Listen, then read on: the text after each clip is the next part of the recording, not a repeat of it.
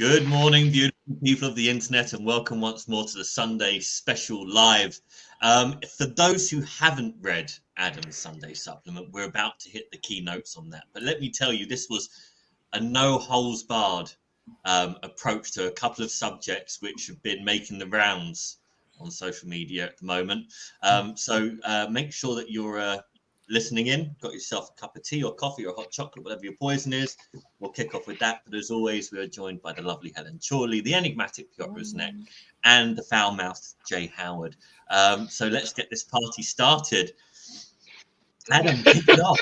Kick it off. Amazing. Try and put a bit more foreplay into the conversation here than you did in the article, because you went straight in. There was no segue, there was no politeness. It was just murder on the dance floor within 30 seconds.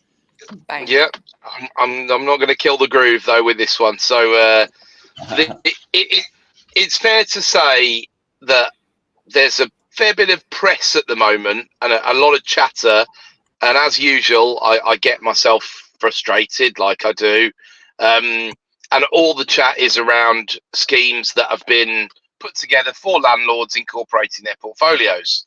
There's a whole variety of different views, even amongst the taxation professionals, and there's a really weird game of table tennis, chess, and wrestling, I suppose I'd probably call it, between a very eminent lawyer / tax expert who worked for Clifford Chance, no less, a Magic Circle firm, and Property 118 and the founders there. And this is a valid debate. Now, there are people on both sides of that debate, of course, and there are people with differing views. And you'll always find that. That's what you pay for when you go to a barrister. You know, you pay for an opinion. If the opinion doesn't look like the opinion you wanted, you won't go back to that barrister. So, look, there's an element to which I don't think there's many barristers who are of prominence that haven't been proven right and wrong over the course of their careers. But that's the introduction. That's all you're getting, Jay. The reason why I brought that up is because that's all well and good to be having that debate. And there are several thousand, by all accounts, of Property 118 and Less Tax for Landlord. And I have no doubt a number of other firms. I've seen a few popping up recently because, frankly, landlords have had to scramble to incorporate if they haven't already done it because the interest rate's been killing them.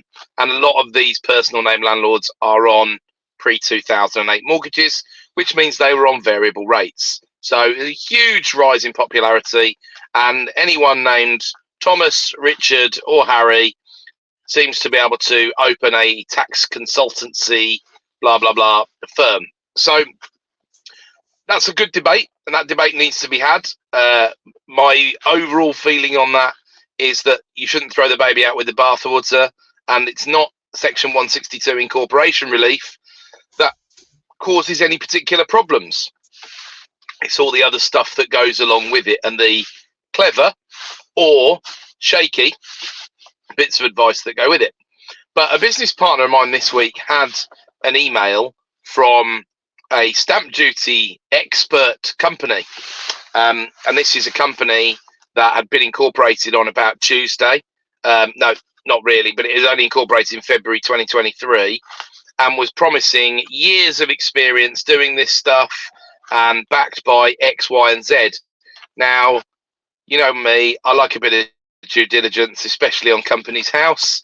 And I was straight over to Companies House to sniff out this company and established A, when it was incorporated, B, who was in charge of it, someone who's in charge of one of the major property trading companies and one of the major cash buyers, C, the corporate structure behind it, so a company owned by a senior company owned by a holding company, and verified or rebutted some of the claims that were made by the person who'd made the approach, who said, by the way, and I'm sure people might have seen this sponsored message this week on their LinkedIn or similar social media, saying they'd reclaim £4.5 million worth of stamp this year.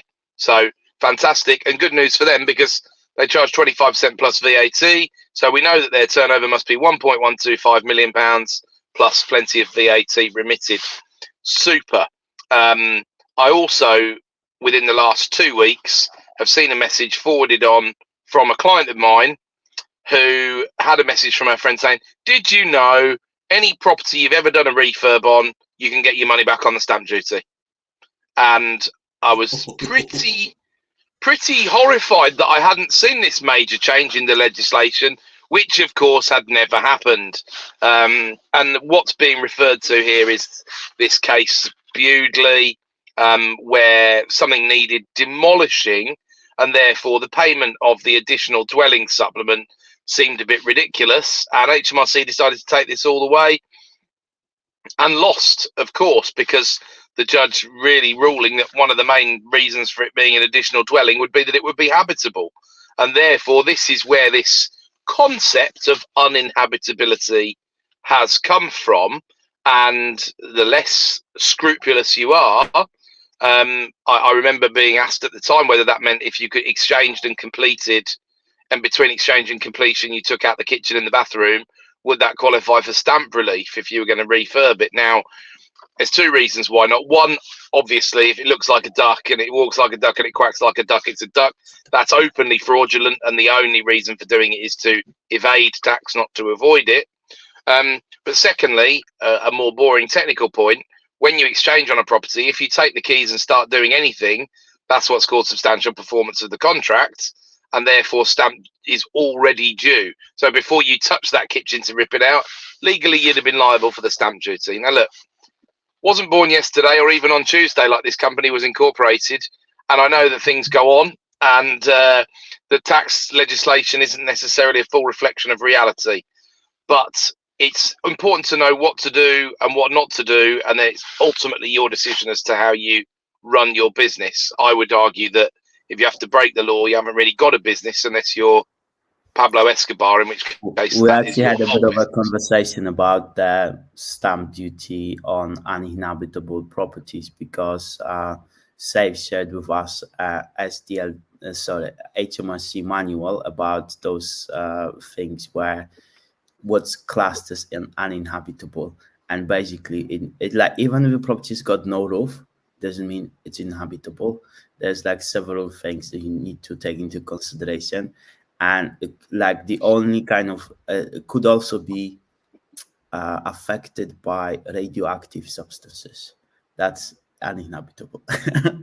And the only other thing is the only gray area is if the property could proceed that basically things where the council could put a like what do you call this? Like a prohibition notice on the property. that could be argued in all sorts of ways that the council would give prohibition order, but at the same time, that's the only gray area, and the only reasons are if the property's got no walls, or it's literally just like it's like a bomb fell off on it. So this is exactly. There's no parity. There's no parity between what a rental enforcement officer would say, this is a habitable property for you to rent out to somebody, right? Oh, you know, when we had the EPC mandate where it had to be above a C, it's not habitable for a tenant unless it's a C and above or whatever. And there's a big disparity between that and what the HMRC deems to be habitable or not. So I think it's difficult language unless you're really paying attention. Like if property isn't your business, if you're just a sideline investor or getting properties for your retirement or whatever it is, where it's kind of not a thing, it's not your business, you're just doing it, it's an investment, then you know, I think if you're not really switched on, it's very easy to be sold these things very easily. Well, this is it, and my business partner who forwarded me all this on is someone of significant experience and standing within the property community. So it was for a joint venture of ours, and I'll tell you about the properties in question that had been approached. They were bought from receivers. They weren't particularly old. They're built in about 2007. One of them had, I think, the worst tenant we've probably ever dealt with in terms of the amount of abuse that my tenancy manager had to take. It really was a terrible one, but also significant mental health problems. And luckily, my tenancy manager is quite tough, so she managed to deal with it. And in the end, as those ones always do, ended up proceeding into eviction. But the one of the other two properties needed a refurb. That's true. One of the other ones had someone living in it, and the same tenant is still living in it, right? And it's habitable, it's compliant, it's all of those things. EPCC as it goes, as you brought it up.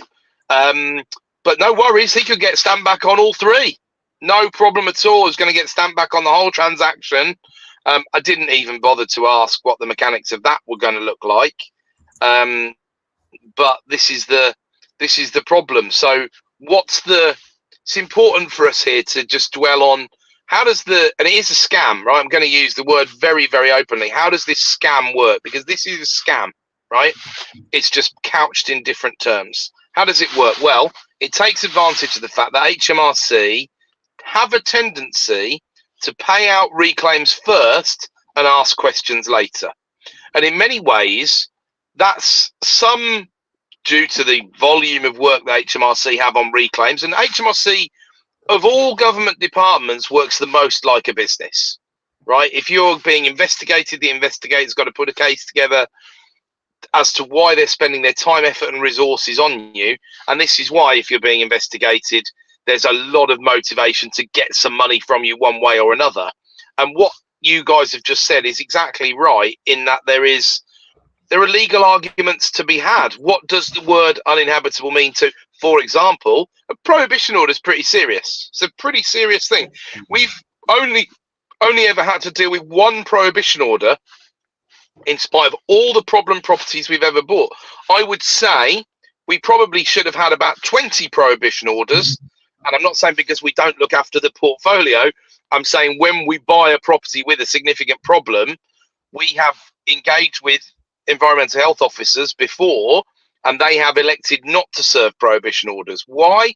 Because there are fallout consequences of those prohibition orders, such as rehoming people, which the council don't necessarily want to bump onto the respective department, or they frankly hide behind the excuse they haven't got any housing when that's not really true.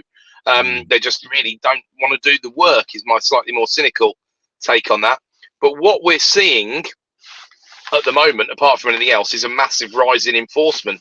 And I think maybe we can go on to that in a little while when we've got through this segment. But so the scam is, I tell you I know more than you. I offer you the no-brainer of, look, mate, it's no win, no fee. My time, my effort, I'll get it for you. There we go. And then I do the reclaim I'll tell all sorts of lies in that reclaim, realistically. You're not going to read it. I'm going to send it over to them. And once the money's come back, you get your invoice for 25% plus VAT of the saving. If HMRC then come back another 3, 6, 9 months down the line and ask you for the money back, guess what? You're not going to be getting the money back from that company. And that company's going to run up until when someone bothers to try and recover, gets a CCJ, gets a statutory demand serves a winding up order, and then away goes the limited company with no consequence whatsoever.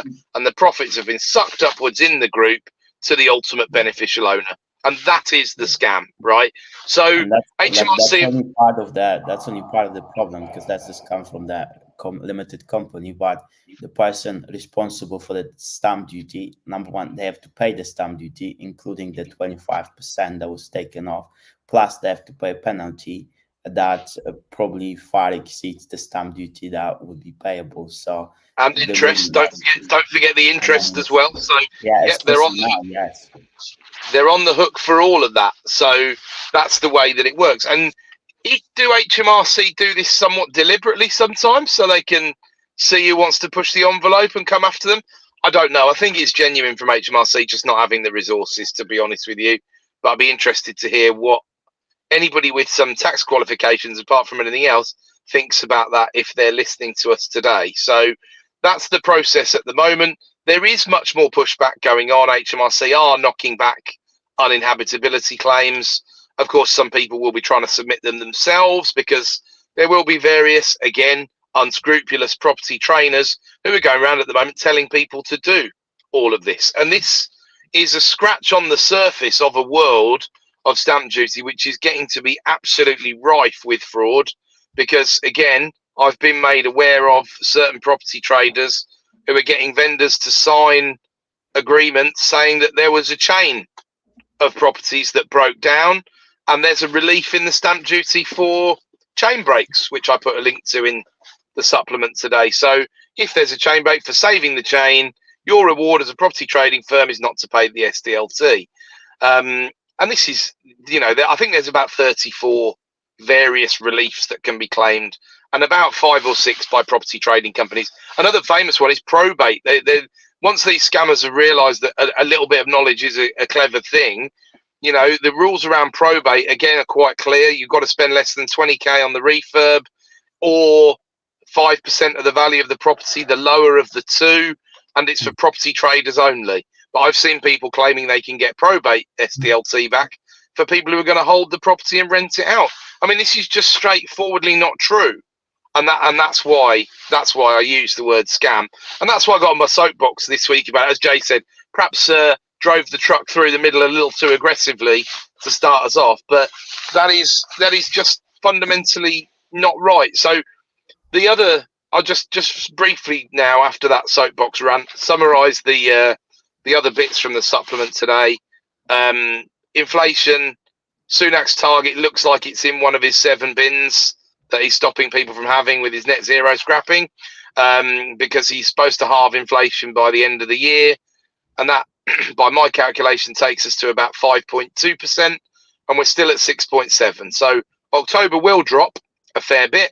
But of course, we've now got an oil price that's being supported by a hot war, and all the chatter from the traders is that doesn't really seem to have been reflected much. I think we're about $5 to $7 up on a barrel, and of course the dollar is also a bit stronger, so we get the double bubble effect in the UK. Fuel goes up, everybody knows what that means, and also fuel goes up because it's winter heating season here anyway. Although the problem, let's face it, this week has not been the heat, it has been the rain. And I think I'll be writing at some more extent next week about all of that, because it's been a moving situation, and I needed to get this morning's piece of work out before we could quite see the extent of some of the damage that will have been done. But I will say there's likely to be thousands, if not tens of thousands of properties written off by what's happened over the last 48 hours. And my thoughts and feelings, and I'm sure all of ours do, go out to the people who have had to be canoed out, airlifted out, goodness knows what else. Never seen any scenes like it in some parts of Scotland. Really, really, really terrible. The other macro bits, just to round off, probably consumer confidence at a low of this cycle. All the other inflationary bits, again, fairly stagnant, but stagnant at a high level. Wages also still now outstripping inflation. That's still going on, not showing too many signs of abating.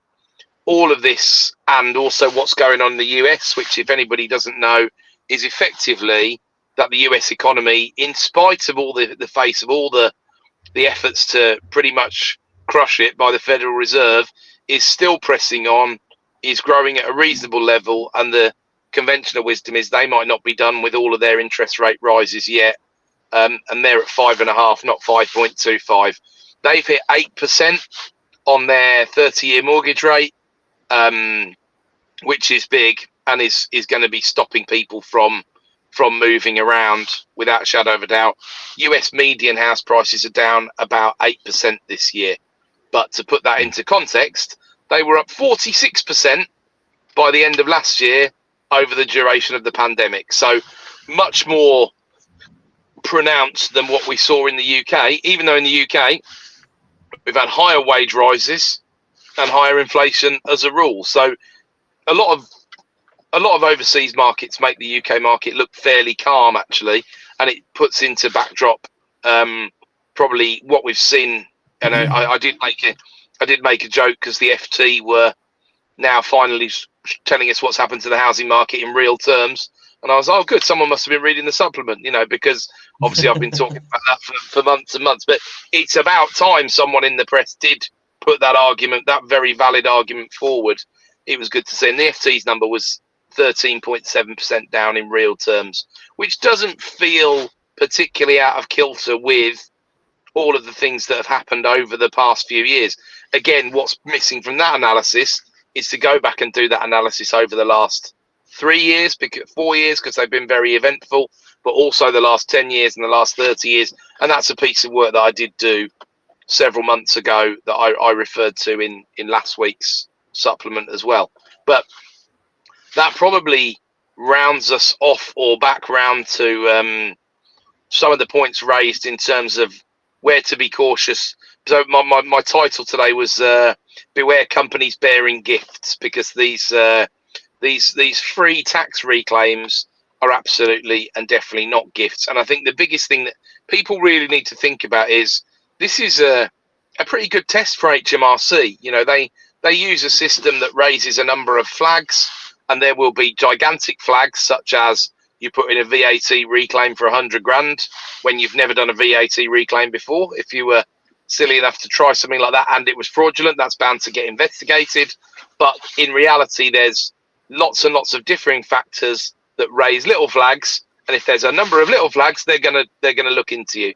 And I'm sure one little flag would be spurious stamp duty reclaims put in by a relatively notorious company. So there's obviously, as I say, this particular company in question were one limited company nested in that structure I talked about earlier, advertised as another company, trading as another company. So that it was very difficult to even know what their name was, which I presume was deliberate to stop people Googling anything, because I'm sure they've already started to see some monies refunded. But the stamp duty cycle's quite tight. You've only got 9 months to try and get it back. Otherwise, it's got to be looked into in a deeper way. And they just fill in the reclaim forms and just have a punt. You know, there's probably less than 100 quid's worth of administration in getting these claims in, and their average reclaim will likely be a couple of £1,000.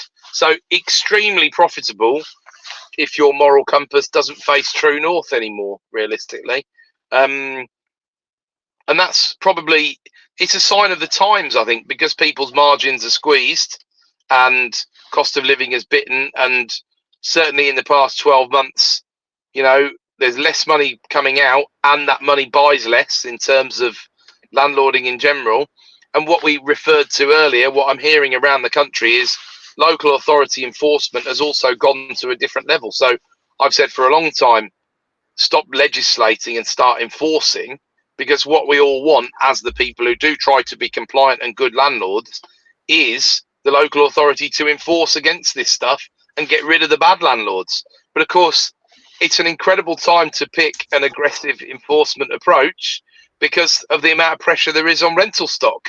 And that is part of the problem that will continue. But look, it needed to be done at some point. And of course, you know, I got a tip off this week that another large local authority is about to declare bankruptcy and get a Section 151 officer in, and not for the same reasons that Birmingham did, but it's significant and it has a real impact on obviously the people and the businesses in that area and the plans for, and it's another one within the West Midlands Combined Authority. So bit of an embarrassment. It also looks, if the cynic in me says, if you're a Labour-led council at the moment, have a free hit. Everyone's going to blame the Tories. The wind is behind Kia, and they can do no wrong by just saying, well, yeah, we couldn't really do anything about that because of this. And that's where we're at. So only thing I've not mentioned is the by-election results, which I'm still in two minds of what to read into that, because I don't know that two by-elections with two worse MPs on the outgoing basis. I mean, one who just did not turn up to her constituents, you know, just did nothing at all, and then the one who ran off like a crybaby. I mean, well, Jesus, look, like you say, the wind is in their sails. I think a lot of people, when they vote, they're always looking for the lesser of two evils. Yeah, and I somehow, whether they know it or not, I think Labour are playing right into that. Well, you could stay with them, the abusive relationship you've been in for 13 years, or you can come and hang out with us. We're fun. You can do whatever. Come on over here. It's great. You know, we're quite liberal. No death sentences. Everyone's allowed to. We're nice people. We have fluffy monetary policy. Oh, don't worry about that. We'll figure it out when we're in. God, international politics doesn't matter. We're going to disarm ourselves. We'll be run over by the Russians by the weekend. But you're going to enjoy your last couple of days on Earth. It'll be amazing. It's actually really very smart. And there's a part of me that the non-nihilistic side of me that actually is quite enjoying how they're playing it. So I think they're doing a reasonable job in that it's a bit like when you've got a penalty. It's a bit like South Africa in the last few minutes of the rugby last night. You know, it's inherently kickable. But would you fancy raw saying that? A little bit too raw, isn't it? Well, I think settle a day or two. Maybe, but I think, to be honest with you, most England fans at 7:45 last night would have quite happily accepted a 1-point defeat because I thought we were going to go into a 25-point defeat. So it was what it was, wasn't it? But it was one of those when you've got some. The try was a painful one to see a gigantic brute of a man burst through the line, but it is what it is. But yeah, it's a bit like that where they've had so many gifts in terms of the leaders, in terms of some of the rhetoric, in terms of what the Conservative conference was a bit of a mess, really, wasn't it? To be honest, and I'm sure there'll be the sensible ones in the 1922 committee or the true puppet masters will be saying that we've lost this, but let's make sure it's 5 years, not 10. And just lay a few breadcrumbs for them, leave them into a bit of a trap. And let's face it, the next few years economically looks pretty miserable. You know, I mean, it would be a great result if we show a 2% GDP growth in one of those 3 years. Now, I don't mean if we show that on the back of the fact we lose 3% to gain 2. I mean, you know, if we avoid a recession and in one of those 3 years showed a 2% growth, we'd have done really, really well. And that's a horrible conversation to be having when you've had, you know, in reality, a 5-ish% cut in real terms for people's incomes just because of the way of exactly where the inflation has gone. So, you know, it's theirs to lose. We've seen, and look, stranger things have happened, right? I mean, you remember what 1992 was like. The champagne was out, right? It was all gravy. Mr. Kinnock was celebrating away, wasn't he? I mean, it was a real error. And I think they're playing the 1997 playbook. I like to listen to The Rest Is Politics with Alistair Campbell and Rory Stewart when I'm having a bit of downtime podcast listening. And Rory Stewart asked Alistair Campbell, he's like, are they asking you what to do? Basically. And Alistair Campbell was laughing, and you can tell that he wants to be transparent. And he said, well, look, I don't have any editing powers over any of the speeches or something like that. It's like, so in other words, yes, they are asking him what to do. But in many ways, of course they are, because we love him or hate him. And most balanced people live on both sides, really, because he's one of those characters, which probably tells you he's doing the right sort of thing, because some people claim he's too far to the left and some people claim he's too far to the right, so he's probably about right.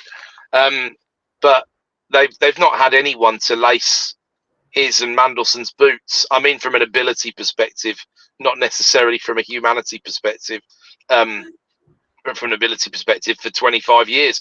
And the Tories have won every arm wrestle on that sort of stuff, on almost all the sound bites apart from Strong and Stable, which backfired quite significantly. But every other soundbite, you know, oven ready deal, Brexit means Brexit, all of these, they were just, the words were great. I mean, the manifesto's nonsense and nothing's been adhered to, and it's all gone relatively badly. But don't let the facts get in the way. You know, win the election. To be honest, in the last couple of years, my favourite soundbite is "Eat out to help out." Which was absolutely stunning to get people back into restaurants, but and support hospitality and all that kind of thing. But who said that in a boardroom and nobody snickered?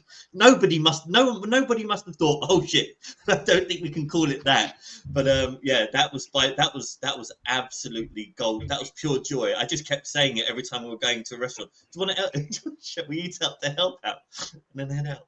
I don't think I'm going to get bored of that one for a while.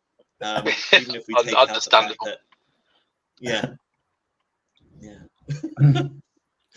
Amazing. Praise We had the Lord. elections in Poland last week, and like one of the kind of dangers of the ruling party or like or any party like trying just to antagonize the other party, and that's the only policy that they have, is that you limit the amount of people you will attract because you only attract because of fear.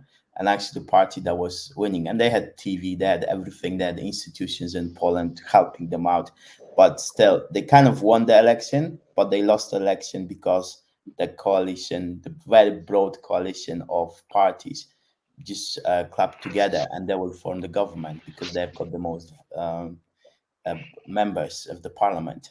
And I think they did that because they were putting plans and proposals like to people rather than just antagonizing the other party. And that was I a bit think of it's I think it's really important to remember these days, and I think big corporates would do as well to try and remember this, that you've got this bit perverse world where people care too much about what's on Twitter, you know, and people think that Twitter represents the majority view, and it absolutely doesn't. You know, what it reflects is a relatively small percentage of extremists who shout really, really loudly about stuff. And that goes for anything. So you can really get the temperature wrong if you read too much into social media sentiment. You're still much better off relying on things like YouGov polling, where people are more likely to. But you have to remember, as I've said to the NRLA many times over the years, look, I love these polls about intent of landlords, but let's stop hanging any hats on them.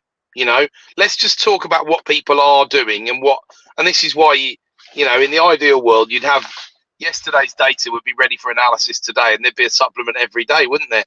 I'd never get anything else done if that was the case. But, you have to, it's all very well saying, oh, well, I'm not going to do this, I'm not going to do that. The whole rush to incorporation at the moment is caused because landlords take long time to make decisions as a rule. And also, once you've got a portfolio, it's a bit of a super tanker style thing. The traders will tell you, if you want to sell it tomorrow, that's fine. 75p in the pound, whatever, you'll get it away. That won't be a problem. You might still get someone try and chip you at the finish line, but it won't be a problem. But if you want to try and realize full value, then it's going to be a long, difficult, arduous process to try and release those properties in order to do that. And if you wanted to make a big decision based on the tax landscape, well, what happens when the tax landscape changes? I mean, you obviously have seen about the non-habitual residency stuff being put on the back burner in Portugal, which Portugal, again, has been, speaking to the assembled company, and not necessarily for those reasons, to be very clear, but has been, for certain portfolio landlords, has been a very popular destination. And for lots of good reasons. It's a great country, but the no double taxation treaty and the NHR has been a big part of it. And that this is only part of the problem with how do you set a 30 or 40 or 50 year life strategy, if that's what it's going to be, around a tax policy that can change every 5 minutes, with extreme difficulty. The in NHR reality. is actually ending in January. So January. people who have it, and they still have it till the end of the 10 years, and new people won't be benefiting from it. And I don't know if you tell me if I'm right or wrong, Piotr, but what the stuff that I read about it seemed to suggest that from the Portuguese perspective is to do with property prices going up so much in certain parts of Portugal and locals being priced out of the market. Yeah, there's a lot of that. Property prices in Lisbon are not far off property prices in London in terms of, for example, like flats are much bigger, like say 2-bedroom flat can be 80, 90 square meters, but the price for a 2-bed is quite similar to what it would be in London. Like, for example, the flat that I'm renting right now, it's like 375,000 euros. You could possibly get one like that in London for similar price, about 325,000 pounds. And the actual income of people in Portugal is, I don't know, 3 times, 4 times less. than people in London. It's like I have no idea how Portuguese people can buy something like this. So I think the property prices have been propped up a lot by people coming from abroad and buying things with cash and buying things with, the affordability is so different. Well, this is exactly the London market of the early 2010s, isn't it? It couldn't be calmed down because so much money was coming in from abroad, and therefore that then radiated out to London and into the suburbs in the southeast and all the rest of it, and it was a bit bubbly. It didn't. I mean, we got away with it, didn't we? That's one of those examples where we did have a relative soft landing because there hasn't been a huge swathe of repossess. Even if what's probably the worst situation you could have been in, bought a new build flat 2014 with Help to Buy and a 5% deposit. That's pretty ropey. But if you bought that flat with a 5-year mortgage, then you would have dropped off in 2019 and you would have got away with it pretty much, even if the pricing had been pretty flat since then, which it probably would have been. You'd hope that in 5 years' time you've had 5 pay rises or maybe some promotions and the likes, and you'd have been okay. So we didn't hear about the fallout of all of that. But when there's the economic chatter at the moment is all around these soft landings and will the US pull off a soft? And it's such a dishonest phrase because it would suggest that the central bank and the government are some kind of experienced pilot who can just guide this beast, and they just can't. They're not in anywhere near that level of control of it. The economy fights on, just like the UK economy has done, like the wounded wildebeest, in spite of more tax and in spite of this and in spite of that. It's a phenomenal achievement that there hasn't been a recession, because remember, we're talking about, that means that the economy has stayed roughly where it was as a whole in real terms. Now, the problem becomes when you put 2 and 2 together, if the average person on the street is maybe 5% worse off in real terms, then what I'm saying to you is a small percentage of people are 5% better off in real terms in aggregate, which means they're an awful lot better off. But that's part of the redistribution, the unintended redistribution of wealth thanks to the pandemic, and it's not easy. I'm yet to hear I've heard lots of anger about that from particularly people on the mid left to the hard left, but I haven't heard a real and proper solution to it, which is the real problem, because it would take the admission that, well, do you know what, we only really are in charge of about 10 or 15% of the direction of everything. The rest of it is determined by the market and the people, and that's the reality of it. So expectations are so important, and this is I was having a conversation with someone yesterday about the current state of the property market in general, and the fact that things are moving slowly. There are still first-time buyers, but they're hurt. They're not expecting impending doom. If you look at their expectations on house prices, cash buyers aren't stopping buying because they're sitting on the sidelines waiting for everything to crash. People are just priced out who need mortgages. If it's your first time, your first home, you can. And now, in certain parts of London, I certainly read it's 25% more expensive to buy than rent, even with rents where they are today. So that hasn't been the case for a long time because the interest rates were, of course, so much lower. But that must be applying in Portugal, Piotr, as well, where people were getting long 25-year fixes at 1.3%. And of course, that's now not available because even the ECB rates are up at 4 or 4.25%. And the swap rates. And especially like the affordability is so different, because if someone is making, I don't know, £2,000, €2,000 a month, that's a really good salary. And the average salary is about, I don't know, 1,200, 1,300 euros. So in terms of like affordability, if you put 2 people together, it's not nowhere near what it should be. I'm kind of looking at what's going to happen in the next year in Lisbon, where there's going to be less of this influx of people coming here for tax reasons. We'll see. It's so interesting because the unintended consequences of even a relatively small amount of dilution of particularly wealthy people are quite incredible. And it makes you wonder what economies like the UAE will look like in a number of years' time, where they've imported so many high nets and ultra nets and are continuing to do so, relatively aggressively. Now, at this time, it's all fairly good because if you're born Emirati, you do get the effective universal basic income, as I understand it, whilst certain things remain quite cheap, but certain things are incredibly expensive compared to the rest of the world. And you import people with money, and that's inflationary. That's inflationary because they're consuming at this level, and then places like Dubai have to reinvest it. They're kind of gambling massively on the future because they do these huge developments that are 15,000 and 30,000 units strong. And of course, you get concerned because you look at China and all the forward planning development stuff they did, and now some of that is 40 or 50% empty, and it's not needed. And they didn't have a growing population. So I'm not too sure on the demographics of Dubai or the age profile of the people they're importing. But if relatively traditionally, the older you are, the more money you've got, then if you're just importing non-working older people, what will that necessarily do for the labour pool?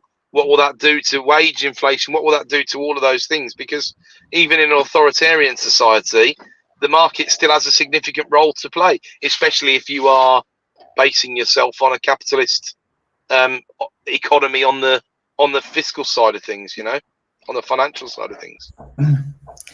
Interesting. We've got a couple of comments. Speaking of this one, Bushra is coming to increase prices. Bushra. And Graham's talking about incorporation, about the fact that the incorporation argument debate should come to a conclusion because it puts a lot of landlords into like an anxious position, and someone should determine what's right and what's wrong. And would that be HMRC? That's a really big point. That's a really big point because behind this there are people. These are human beings that have been sold something, given comfort and confidence, and now that's being kind of thrown out the window. So aside from the jibs and the jabs from the main players in this argument, there are clients there that are probably having a couple of sleepless nights. It's horrendous that it's being treated so flippantly.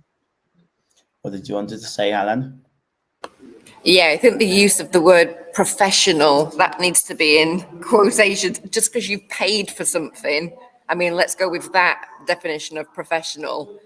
Professional doesn't mean they know what they're talking about, and that advice should be relied on, I think. So I think they might know what they talk about, but if it's not verified by someone who actually is the decision maker about those things, then that's the problem, like right? Adam said, like, has any of these people got the appropriate qualification? Yeah. Is anybody a qualified tax or a lawyer or whatever they need to be? So let's have a professional there. Professional. Yeah, I think those are both really, really good points, and I think Graham's comments probably, that world is a bit idealistic. If we just go back to where does this stuff get debated and where does precedent get set? In the courts, at the tribunals, ultimately. And the problem with the tribunals can be, look, every case is going to be relatively different. Can you rely on Ramsey to qualify for Section 162 incorporation relief? Within the confines of the case itself, of course, there's no blanket rules, but at the moment, yes, both sides are pretty happy that the Ramsey rules, which for anybody who doesn't know, are around the 20 plus hours a week working on your property business and the 10 plus self-contained units, because this was Mrs. Ramsey who had a block of flats. There were 10 units in there, and her claim was she did a lot of the work there, a lot of the maintenance, swept the floors, looked after it really well. It was her prime asset and was running it like a business. And that word in itself, business, has caused controversy this week because HMRC used that word, and the whole world, the business world, used that word, and they might mean 10 different things at any one point. So which definition of business are you using? So you're just not going to have a right and wrong, because every case is different, unfortunately. And you're not going to, when these things do inevitably, because remember, it's not like we've got HMRC versus Mark Alexander at the moment, or whoever would be standing in the dock on the basis of all of this. We're not even at first base. You know, when Mark fought that case against the West Brom, I can't remember how many years it took, but it had to go all the way through the courts, through the Court of Appeal and all the rest of it. That's years and years and years before anybody knows any answers. So unfortunately, even if we did get to a really good case, and there's one in serviced accommodation, just as an aside, that's come out, a judgment that's come out this month at tribunal, which is about as good as a little test case is going to get. It's about VAT and the tour operators margin scheme, or TOMS as people like to call it. It's a pretty good case for people, and the good news, it's good for the serviced accommodation operator. But again, building your whole business around it, completely relying upon it, that's more problematic, right? That could cause problems in the future, and legislation can change. And the whole point of precedent is it sets a precedent that wasn't there before. So the precedent sometimes and often changes. So we won't be there for years, unfortunately, even if we did get there. And yeah, people have got to, and the one thing I would say is the advice that's being given, in as much as approach a qualified tax advisor, I would even caveat that even more with not one who's recommended on the property circuits, not a property specialist accountant, because what concerns me, and I'm not particularly talking about property specialist accountants here, what concerns me particularly is that people put themselves in a position where they know more than the next person. So we make mistakes, right? We've done it all. We've all done it in the past. You look at your accountant as if they are a bookkeeper, an accountant, and a tax advisor, whereas really, hopefully, they're a qualified chartered accountant, and therefore they're not the other two, right? Now, of course, they know about bookkeeping. It's probably not very commercially viable to pay them to do your bookkeeping, because their hourly rates are too high, apart from anything else. But if you want one who is honest about what tax qualifications they do or don't have. I'm dealing with a couple at the moment for various different things, helping a friend out. I'm consulting on a business sale that he's doing, and his guy's great. When he doesn't know, he says, I don't know, I'm going to go off and get the written advice and I'll come back to you. He's got the humility and the professional competence to say, well, I think it's probably this, it might be this, there's a little chance of this, I'll go away and it'll be written down. And this is a business sale worth millions and millions of pounds, and of course it's important to get that right. Yeah, so that's exactly the approach you would want to see. Anybody who knows the whole tax code left to right, I mean, they said Leonardo da Vinci was impossible. Leonardo da Vinci was the last person in the world to know everything. I mean, you'd have to be well beyond a polymath to know the whole tax. It's insanely difficult, and it changes all the time. And even with the code, you've still got to read all the case law to stay on top of all of that. So phenomenally demanding. ChatGPT could handle this.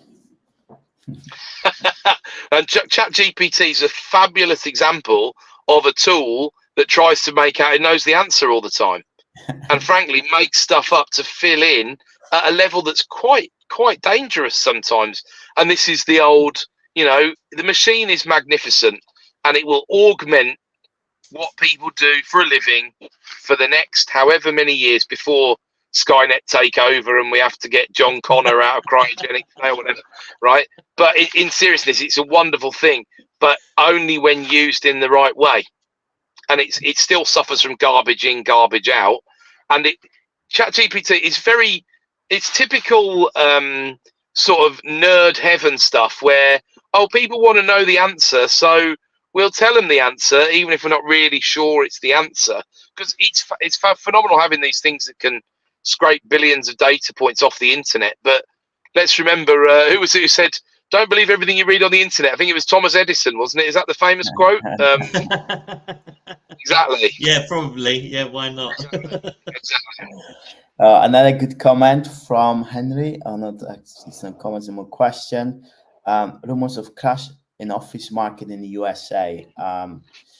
As many struggle to refinance. What's your view on pending crash of the office market in the USA. And I think there's a bit of news about M&G closing their property fund because investors are taking out the cash and it's no longer well funded. I've got a pretty strong view on this because I've had a strong view on office since the pandemic came, and I've been shouted down for it over the years.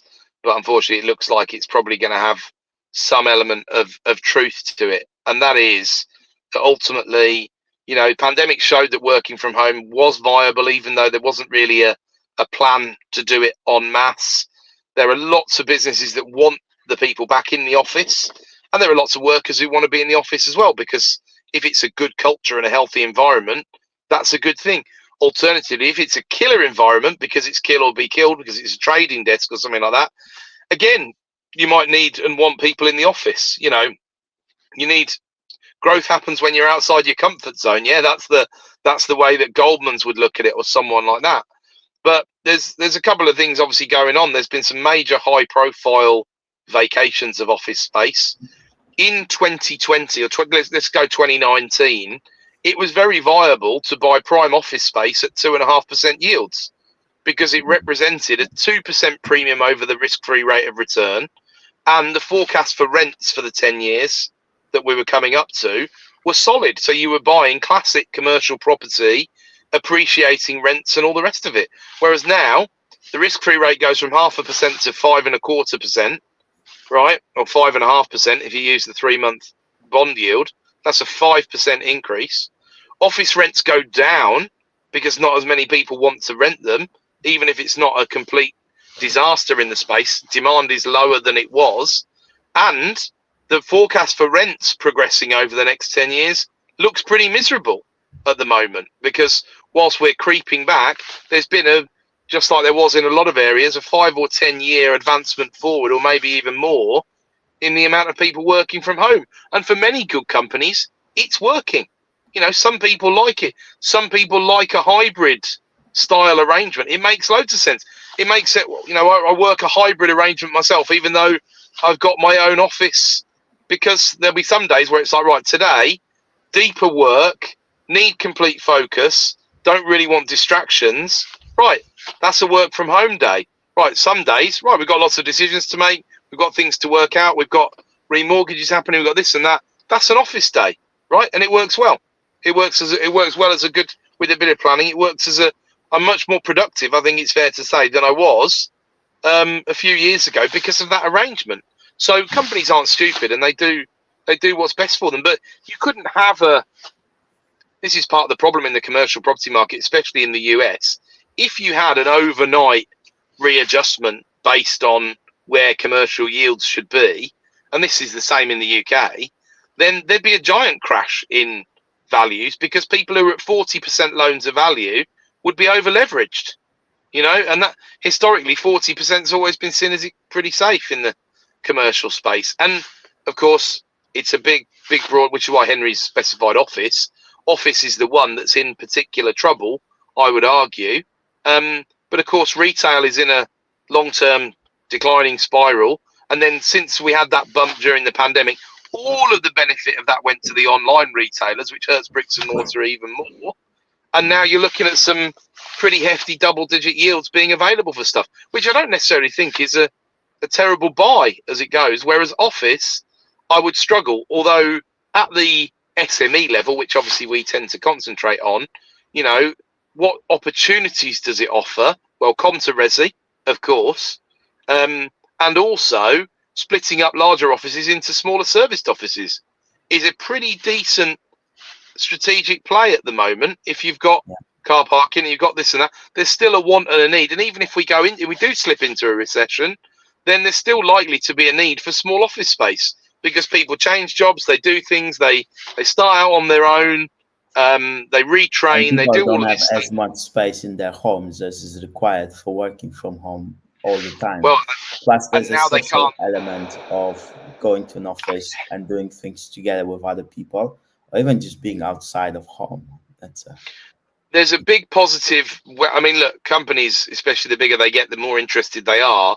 are interested in their employees' wellness and the impact on their productivity. And a positive office environment should be positive mental and physical health generative. Whereas if you're at home in your slippers and it's all right, you can get away with not getting in the shower because you camera off in the Zoom or whatever, that's not going to be good for your mental health in the medium and long run. So that also needs bearing in mind. But look, office is obviously still going to have a place. It'll always have a place. But Facebook did that very high profile. Meta vacated that office and paid, I think it was $181 million, was it, to terminate their lease early? And that quite a phenomenal thing to do. And you look at buildings like that are A++++ EPC rated, incredibly healthy environments and all the rest of it, and you're thinking, well, if Meta don't want it, who wants it then in that case? And what's gonna happen to some of these assets? So there's a dramatic real terms repricing, and this is what reminds me a bit of 2008. You know, there's the reality, and then there's the speed with which we get to that reality. Well, I think even like it shows that even Zoom requires the employees to come back to an office to work from there. So then there's people like Elon Musk saying people working for Tesla are delusional because they want to work from home and it requires coming to an office and doing whatever.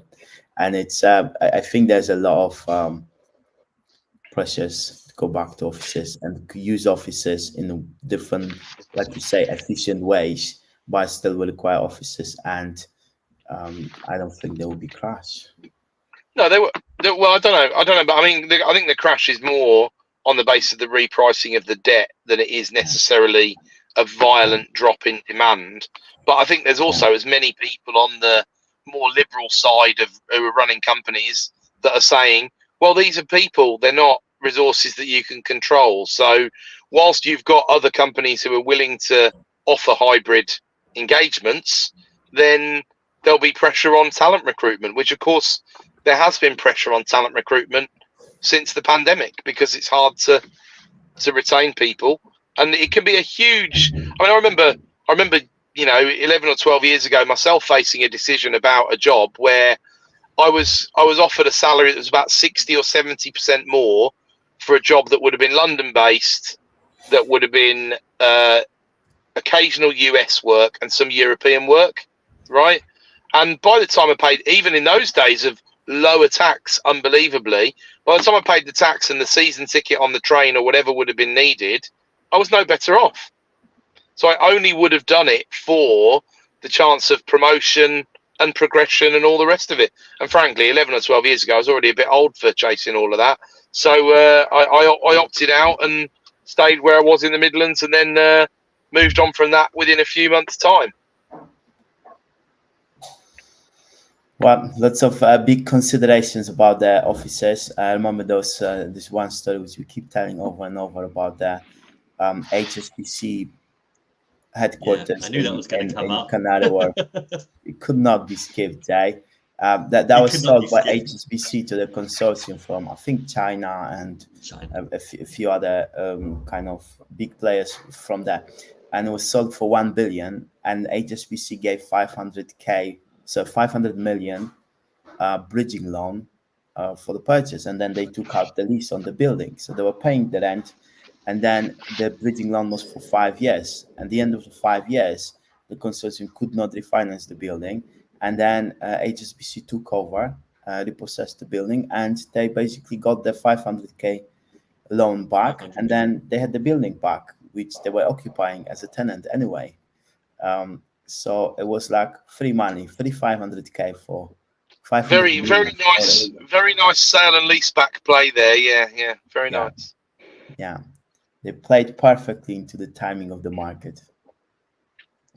I think one of the things as a slight aside to this conversation that's relevant is what might be slightly harsh is that the re-rating that's gone on for commercial property this year has generally seen office valuations go up in terms of their rateable value. So you've got a terrible double bubble where it's not as attractive. It's not attracting the same rents, but also it's attracting higher rates. Whereas at least with retail or pubs or things like that, you're generally finding rates are falling backwards, not forwards, because those sectors have been struggling. So there might be a huge amount of lobbying to be done on the rates increases in office buildings, I'd imagine. Yeah. Oh well, we're hitting an hour in 3, 2, 1. Now 1 hour hit. I think I've covered a lot of subjects. It's time to leave it for here for today. Unless you guys want to say anything, closing remarks from anyone.